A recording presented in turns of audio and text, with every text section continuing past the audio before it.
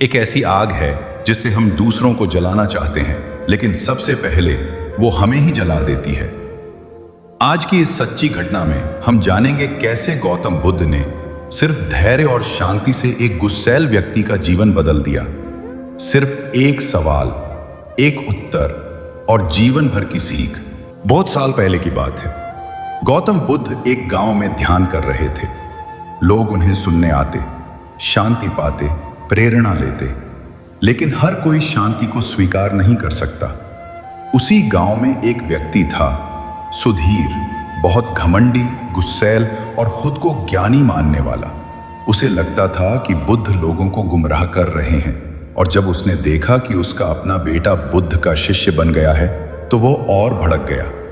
एक दिन वो तय करता है, मैं बुद्ध को सबके सामने नीचा दिखाऊंगा। अगली सुबह बुद्ध वृक्ष के नीचे प्रवचन दे रहे थे। सुधीर सामने आता है और बिना कुछ सोचे समझे बुद्ध को भरी सभा में भला बुरा कहने लगता है।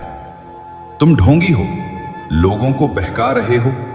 क्या तुम भगवान हो? नहीं तो फिर ज्ञान क्यों बांट रहे हो? भीड़ सन्न हो जाती है, कई लोग क्रोधित हो जाते हैं, पर बुद्ध वे बस मुस्कुराते हैं, शांत, स्थिर।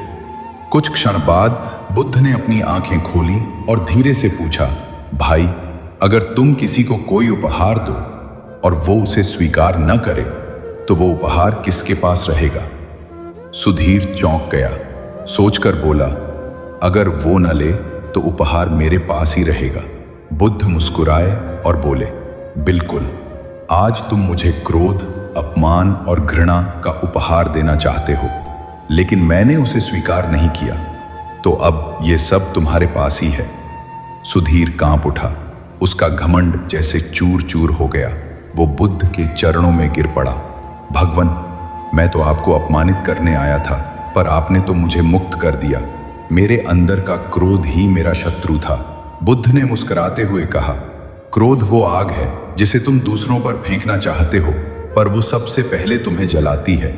धैर्य ही वो जल है जो इस आग को शांत कर सकता है। उस दिन के बाद सुधीर का जीवन ही बदल गया। वो विनम्र हुआ, शांति का मार्ग अपनाया। दोस्तों, ये कहानी केवल सुधीर की नहीं है, हम सब की है।